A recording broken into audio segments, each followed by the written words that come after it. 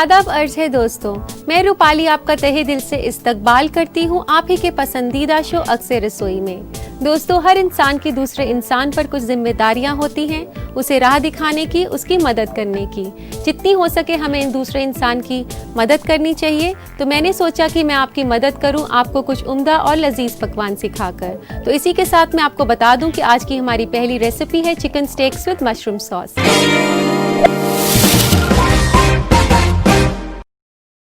Chicken sticks बनती हैं chicken के कीमे से। तो आइए इसे बनाना शुरू करते हैं।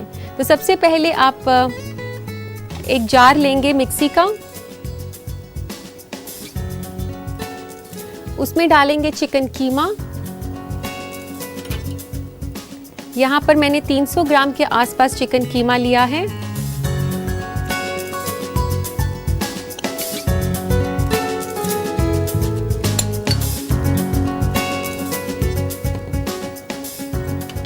चिकन कीमा डालने के बाद इसको थोड़ा सा चला लेंगे आप।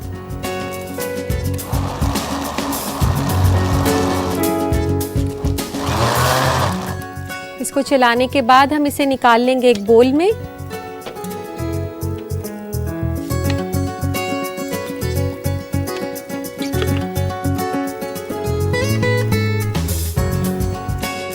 और अब इस चिकन के अंदर हम मिक्स करेंगे ब्रेड क्रम्स।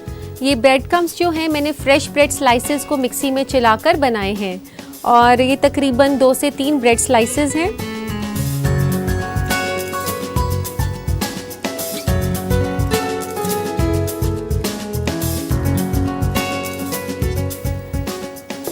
ब्रेड क्रम्स डालने के बाद हम इसमें डालेंगे कटा हुआ प्याज, तकरीबन 2 बड़े चम्मच प्याज के बारीक कटे हुए, 1 से 2 छोटे चम्मच धनिया,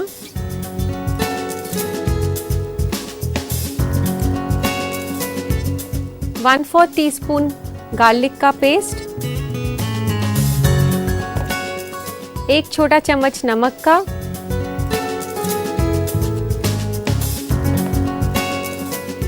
1 से 2 छोटी हरी मिर्च और इसको स्पाइसी और टैंगी बनाने के लिए कैप्सिको या रेड पेपर सॉस और 1/4 टीस्पून ब्लैक पेपर। इन सबको अच्छे से मिक्स कर लें।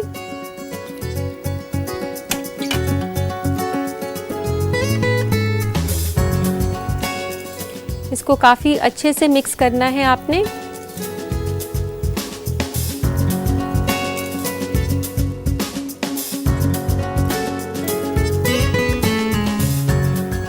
और मिक्स करने के बाद हम इसकी शेप बनाएंगे।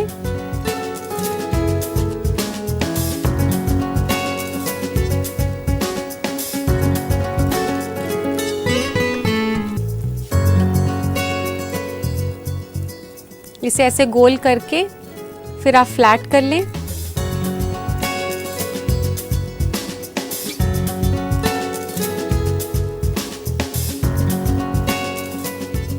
तो दोस्तों, इसी तरह बाकी का कीमा जो है उसकी भी आप इसी तरह शेप बनाकर रख लें।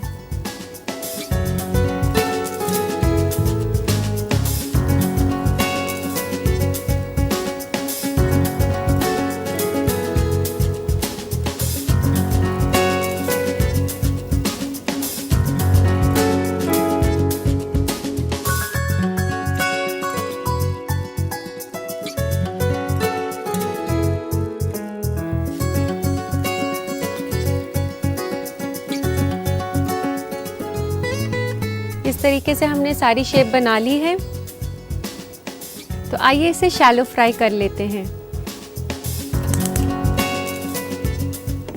एक पैन गरम करें और उसमें डालें तेल। इतना तेल डालना है कि उसका बेस अच्छे से कवर हो जाए। तेल को अभी गरम होने देते हैं। तो दोस्तों, तेल गरम हो चुका है, इसमें स्टेक्स को फ्राई करते हैं।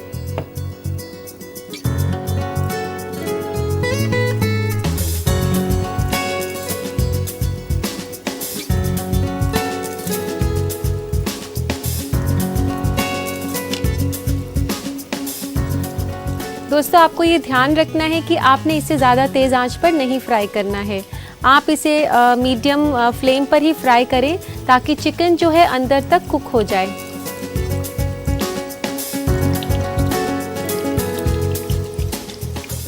दोस्तों इस डिश का शुमार अमेरिकन डिशेस में किया जाता है, लेकिन अब अमेरिका के साथ साथ ये आपको काफ़ी जगह देखने को मिलेगा।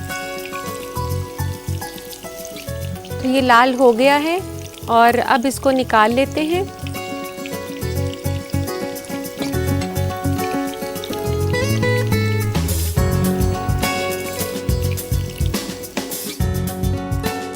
दोस्तों आप जब भी फ्राई करें तो ध्यान रखें कि जब आपने इसको निकालना है तो किसी एब्जॉर्बेंट पेपर पर निकालें।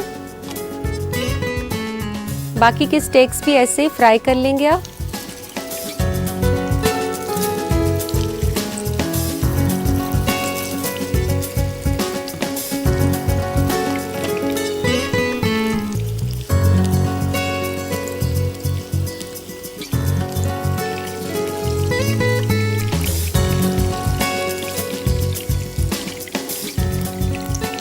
दोस्तों ये सारी स्टेक्स फ्राई हो चुकी हैं।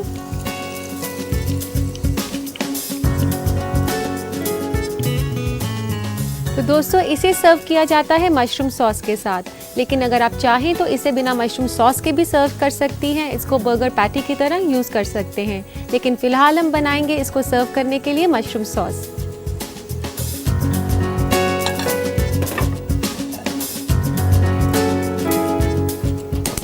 मशरूम सॉस बनाने के लिए सबसे पहले हम गरम करेंगे बटर।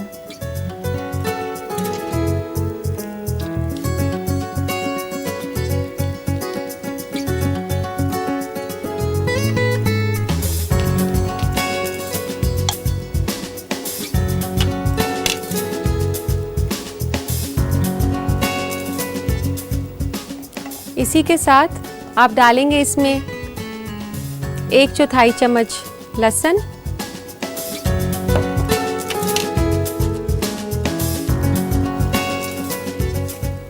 लहसुन के साथ साथ हम डालेंगे थोड़ा सा प्याज। ज़्यादा प्याज नहीं डालना, थोड़ा सा 1 बड़ा चम्मच प्याज का। और अब इसको थोड़ा हिलाने के बाद आप इसमें डालेंगे कटे हुए मशरूम्स। ये 4 से 5 मशरूम्स लिए हैं मैंने।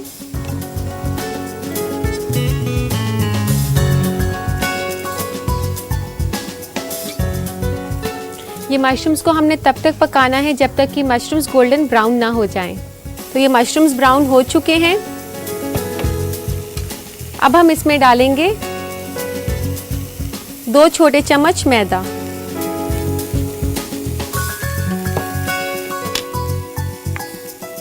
इसको आपने हिलाते रहना है और तब तक पकाना है जब तक कि मैदे की खुशबू आनी ना शुरू हो जाए। इसमें तकरीबन आधे से 1 मिनट लगेगा।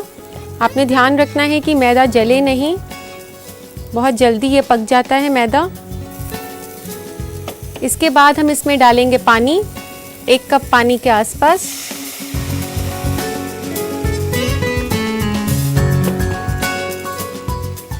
इसको अच्छे से आप हिला लें और इसी के साथ हम डालेंगे इसमें 1 चम्मच नमक। 1 छोटा चम्मच नमक डाला है मैंने इसमें। 1 छोटा चम्मच टोमेटो केचप का।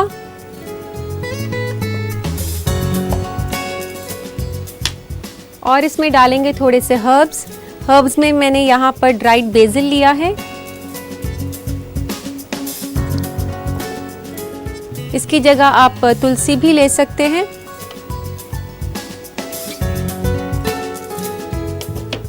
इसी के साथ साथ हम इसमें डालेंगे वोर्सेस्टरशायर सॉस। ये जो सॉस है ये बनती है इमली से और इसमें थोड़ा सा विनेगर और अनियन का भी फ्लेवर होता है। ये थोड़ी सी खट्टी मीठी सॉस की तरह होती है। तो दोस्तों आप देख सकते हैं कि ये सॉस गाढ़ी हो रही है। ये हमने जो मैदा डाला था इस सॉस के अंदर वही इसको गाढ़ा बना रहा है। इसमें मैं डाल रही हूँ थोड़ा सा धनिया। धनिया के अलावा आप इसमें पार्सले या बेसिल कुछ भी डाल सकते हैं, जो भी आपके पास अवेलेबल हो।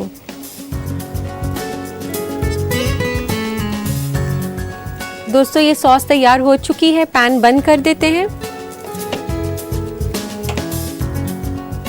और अब हमने इन सब चीज़ों को सर्व करना है।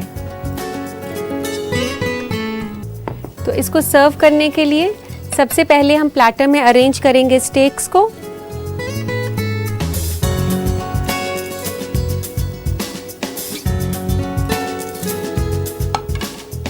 और इसके ऊपर से डालेंगे मशरूम सॉस जो कि हमने अभी बनाई है।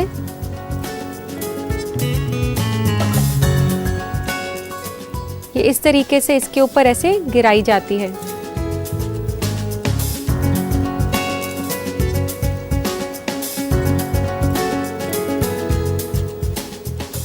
दोस्तों ये काफ़ी लजीज रेसिपी है और ये आपको खाने में भी काफ़ी अच्छी लगेगी और लजीज के साथ साथ ये काफ़ी फिलिंग है। इसे आप डिनर में खा सकते हैं। इसके साथ आप कोई भी अपनी पसंद का सूप बनाएं और इसके साथ आप उसे एंजॉय करें। गार्निश करेंगे इसे धनिया के पत्ते से।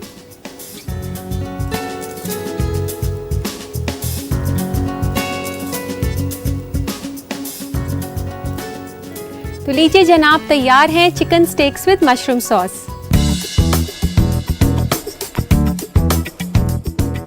दोस्तों मुझे बहुत ही खुशी होगी अगर आप मेरी बताई गई रेसिपीज को घर पर ट्राई करेंगे और अपनी फैमिली के साथ इसका लुत्फ उठाएंगे। तो देर किस बात की, जल्दी से देखिए इस रेसिपी का recap. Chicken stakes with mushroom sauce बनाने के लिए हमें चाहिए 300 ग्राम मुर्ग का कीमा, 2 बड़ा चम्मच कटी हुई प्याज, 1 से 2 छोटे चम्मच हरा धनिया, 1/4 छोटे चम्मच लहसुन का पेस्ट, 2 से 3 अदद ब्रेड के स्लाइसेस चूर किए हुए यानी कि ब्रेड क्रम्स, कुछ बूंदे कैप्सिको सॉस की, 1 से 2 अदद हरी मिर्च कटी हुई और नमक और काली मिर्च हस्बे जायका। मशरूम सॉस बनाने के लिए हमें चाहिए 1 बड़ा चम्मच मक्खन, 1/4 छोटे चम्मच लहसुन का पेस्ट, 1 बड़ा चम्मच प्याज कटी हुई, 4 से 5 अदद मशरूम कटा हुआ, 2 छोटे चम्मच मैदा, 1 कप पानी, 3 छोटे चम्मच वॉरचेस्टर सॉस, 1 छोटे चम्मच टमाटर का सॉस, आधा छोटे चम्मच तुलसी सूखी हुई, नमक और काली मिर्च हस्बे जायका और हरा धनिया गार्निश के लिए। सबसे पहले मुर्ग के कीमे को मिक्सी में पीस लें, उसे एक बर्तन में निकाल लें और मिलाएं ब्रेड क्रम्स, कटी हुई प्याज, हरा धनिया, लहसुन का पेस्ट, नमक, हरी मिर्च, कैप्सिको सॉस और काली मिर्च। इस मुरक्कब को फ्लैट डिस्क की शक्ल दें और हल्के आंच पर तल लें जब तक कि पक न जाए। मशरूम सॉस बनाने के लिए पैन में मक्खन गरम करें, उसमें डालें लहसुन का पेस्ट, कटी हुई प्याज, कटा हुआ मशरूम और तब तक पकाएं जब तक सुनहरा रंग न हो जाए। फिर डालें मैदे को और खुशबू आने तक पकाते रहें। उसमें मिलाएं पानी, नमक, टमाटर का सॉस, सूखी हुई तुलसी, वॉरचेस्टर सॉस और हरा धनिया। पके हुए चिकन स्टेक्स को प्लेटर में सजाएं और उसके ऊपर इस मशरूम सॉस को डाल दें। गार्निश करें हरा धनिया से। लीजिए तैयार है chicken stakes with mushroom sauce. तो नोट कर लिया आपने इसे बनाने का तरीका। इसी के साथ वक्त हो गया है एक छोटे से ब्रेक का, लेकिन कहीं मत जाइएगा, ब्रेक के बाद अभी बहुत कुछ बाकी है। बने रहिए अक्सर रसोई के साथ। तो अब कुछ बातें हो जाए फूड ट्रेंड से मुताल्लिक, तो आइए नजर डालते हैं इस मालूमात पर। गौर फरमाएं क्योंकि ये आपके काम आएगा सेहतमंद जिंदगी के लिए। बालों की शक्ल और सेहत बहुत हद तक निर्भर करती है हमारे डाइट पर, यानी कि हम क्या खा रहे हैं। आज हम आपको बताएंगे कि सेहतमंद बालों के लिए आप क्या खा सकते हैं। आयरन डिफिशियंसी आपके बालों को ड्राई कर देता है। इस कमी को पूरा करने के लिए अपने डाइट में शामिल करें हरी सब्जियां, हरे सलाद, चुकंदर और ड्राई फ्रूट्स। और हाँ, अपने ग्रीन्स और सब्जियों में नींबू का रस जरूर डालें क्योंकि इससे आयरन जज्ब होता है। विटामिन ए बालों के सेहत के लिए जरूरी होता है। ये आपको मिलेगा गाजर, हरी सब्जियां या सलाद, नारंगी और कद्दू में। खुबानी में भी आपको विटामिन ए मिल जाएगा। विटामिन सी बालों की ग्रोथ और रंगत को बरकरार रखता है। इसके लिए आप अमरूद जरूर खाएं क्योंकि इसमें 5 गुना ज्यादा विटामिन सी होता है नारंगी, आम और नींबू के बजाय। आंवला भी विटामिन सी का अच्छा जरिया है। नारियल का तेल आपके बालों के लिए अच्छा होता है। कच्चे नारियल को अपने डाइट में शामिल करके आप अपने बालों को खूबसूरत बना सकते हैं। प्रॉपर डाइट के अलावा अपने बालों को सही एक्सरसाइज देना भी ना भूलें, जैसे मसाज वगैरह, ताकि आपके सिर की खाल तक ब्लड फ्लो करे, जिससे ये और अच्छे से बढ़ेगा। तो दोस्तों ये थे फूड ट्रेंड्स। तो अब रुक करते हैं आपके खतों की ओर। तो लेते हैं आज का पहला खत। पहला खत लिखा है संगीता सिन्हा ने जयपुर से। ये लिखती हैं वे जब भी सब्जी बनाती हैं तो उसका कलर चेंज हो जाता है, कलर चेंज ना हो तो उसका कोई उपाय बताएं। संगीता, आप जब भी हरी सब्जी बनाएं तो तेल गरम जब आप करती हैं तो उसमें सबसे पहले हल्दी डालें, फिर उसमें सब्जी डालेंगी तो उससे सब्जी का रंग बरकरार रहेगा। तो इसी के साथ लेते हैं हम आज का दूसरा खत। दूसरा खत लिखा है मानसी ने कोलकाता से। ये लिखती हैं कि किचन वॉश बेसिन की सफाई कैसे की जाए। मानसी, मैं आपको बता दूं कि वैसे तो मार्केट में काफ़ी डिटर्जेंट्स और लिक्विड मिलते हैं सफाई के लिए, लेकिन फिर भी आप अगर घर पर किचन के सिंक को साफ करना चाहें तो आप नींबू और सिरके की मदद से कर सकती हैं। किचन सिंक में सबसे पहले आप सिरका डालें। सिरका डालने के बाद आप उसे नींबू से अच्छे से रगड़ दें। इससे आपका सिंक काफ़ी अच्छा साफ हो जाएगा। उम्मीद है ये टिप आपके काम आएगा। इसी के साथ लेते हैं हम आज का आखिरी खत। आखिरी खत लिखा है रिजवाना जायदी ने पटना से। ये कहती हैं कि वह जब भी फूल गोभी बनाती हैं तो उसका कलर बदनुमा हो जाता है, कोई उपाय बताएं। रिजवाना, आप जब भी फूल गोभी बनाएं तो आप ऐसा करिए, जब आप गोभी पका रही हो, जब गोभी आधी पक जाए तो आप उसमें थोड़ा सा दूध या सिरका डाल सकती हैं। उससे गोभी का रंग बिल्कुल बरकरार रहेगा। उम्मीद है दोस्तों आप मेरे जवाब से मुतमईन हो गए होंगे। तो इसी के साथ वक्त हो गया एक छोटे से ब्रेक का। कहीं मत जाइएगा, बने रहिए अक्सर रसोई के साथ।